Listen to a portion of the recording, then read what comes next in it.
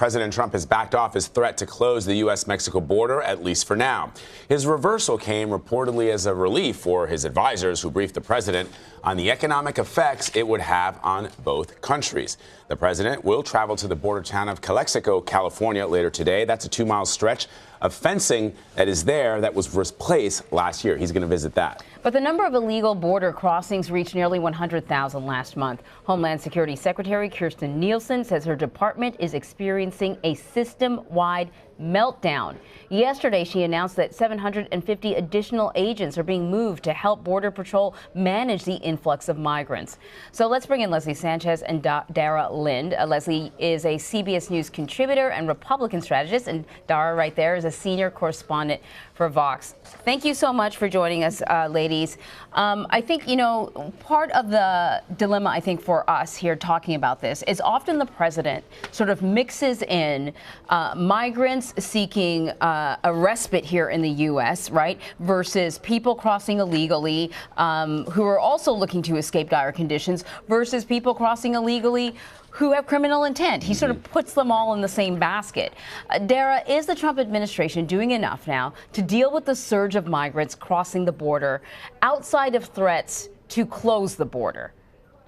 So what you have to bear in mind is that the closure of the border would never have really addressed the people crossing between ports of entry. It was only going to affect the ports where people cross legally. So outside of that, what they have been doing is shifting people from ports to help Border Patrol agents take care of people who are turning themselves in to seek, asylum or other relief in the U.S. That's going to continue. And actually, there have been slowdowns even after the president said he wasn't closing the border.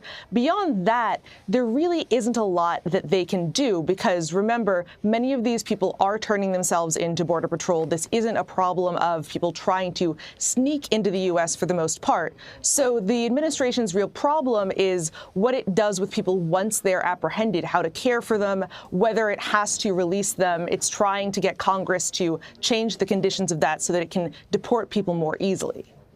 So, Leslie, President Trump was using the closing the border as a negotiating tactic. He seemed to back off of that pretty quickly. In less than 24 hours, he was telling cameras, telling reporters that he hadn't said that when, in fact, he had said that. And he threatened the use of tariffs. What's your take on what the president is doing? You heard Senator John Kennedy, saying something along the lines of, friends don't let friends do stupid things. Right. No, Vlad, I think you exactly hit on the point. Where was the loudest cry? It was not from Mexico. It was from businesses and individuals living, for example, the U.S. Chamber of Commerce, people residing and conducting commerce in the United States that have either global businesses or understand the impact of trade. That's who was crying the loudest. And that's where you had a lot of White House officials who were backpedaling and a lot of negotiations going on how to manage this message and really the economic impact and ripple impact it has. You had business leaders that were basically saying, look, 500,000 people, $1.3 billion worth of commerce, legitimate goods and services are moving across the border every day, and it's impacting 4.5 million American jobs. So when you're talking about trade, it's like saying the United States is a grocery store, and thanks to Mexico, every day is Thanksgiving. So we have to be very careful about what economic impact. And the other part, Vlad, is the Mexican president, López Obrador, was basically yesterday pushing his own Mexican lawmakers to do something about workers' rights, which is a big part of the new NAFTA. So Mexico's trying to uphold its legitimate point in saying, if you want to negotiate trade, we're holding our end of the bargain. They don't want to open that deal up again. And Mexico has been particularly quiet, especially with those Trump tweets attacking the country. Dara, though, you got to wonder with the president, because he has a way of kind of throwing out the most extreme possible option and then scaling it back. Like, this is like part of his, maybe it's a negotiating tactic, I don't know. Yeah, but he then says, look, he's going to give him a year because Mexico seems to be tamping down. Meanwhile, Mexican officials have said they haven't changed their policies at all. I know, and he says in a year, if nothing happens, we're really going to hit the auto industry, we're going to hit the part, because that's where it really is. So sometimes I wonder about whether he even believes his own threats. Nevertheless, certainly people react every time he does, and I just wanted to get your take, Dara, on the impact of these threats, whether they're empty or not. Is this helping?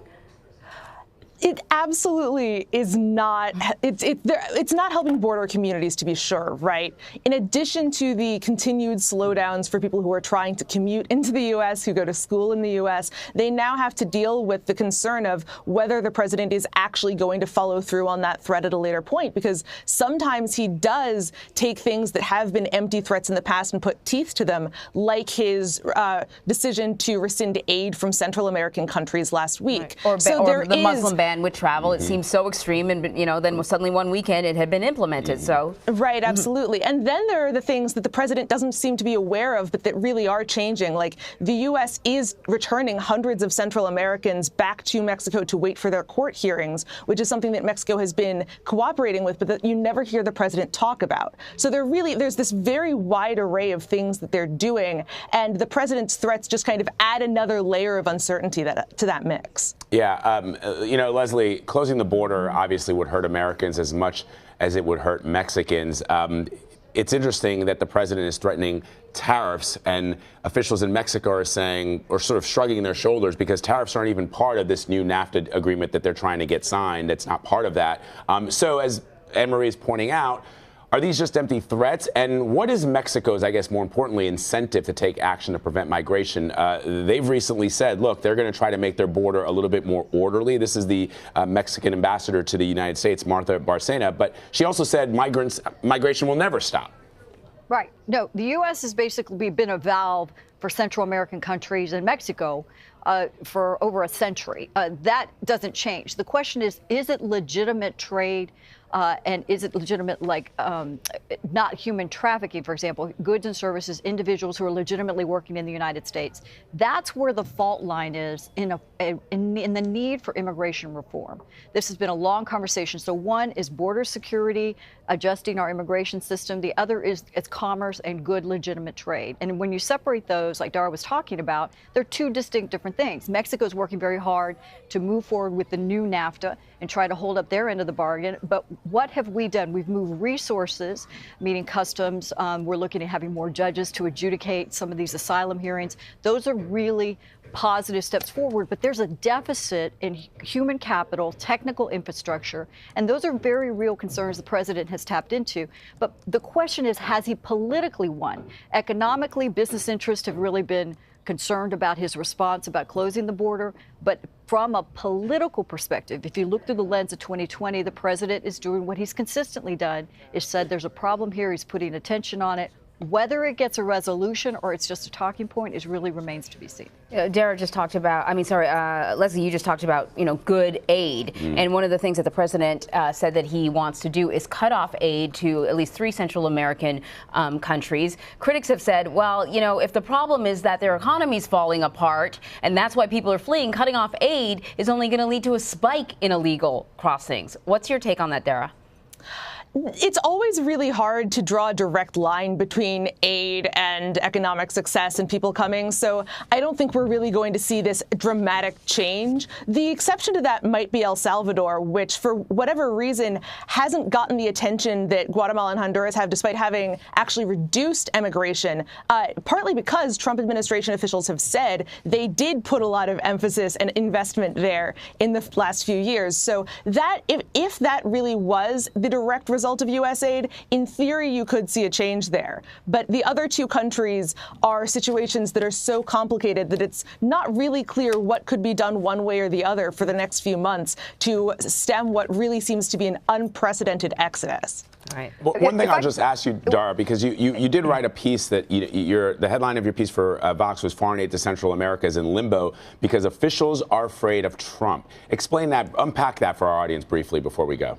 Sure. So before the State Department officially notified Congress last week that it was holding off on about $500 million in aid to Central America, it was kind of clear from within the administration that that money was going to be slow-walked because officials were worried that if they gave aid to Central America, that the president would have a temper tantrum. That's not exactly the best way to go. The State Department has now kind of done things through the official route and notified Congress that that money won't be given. But it's an indication of the difference between between the president and his administration on this, where even many officials in the State Department believe that aid is a really important component of addressing the root causes of migration, whereas the president sees it as giving money to countries that don't do what we want. Which is basically what Anne-Marie was just discussing, which is that, you know, look, there's people that are really struggling economically, and cutting off aid to them is only going to make them want to leave those countries even. And one could also argue additional sanctions on Mexican goods, making them more expensive for us to buy, would only then undermine the businesses in Mexico, which would then lead to people, you know, pursuing opportunity elsewhere. Wow. But anyways. Lots. Yes. Lots to talk about. Leslie and Dara, thank you so much. Thank you, guys. Thank you.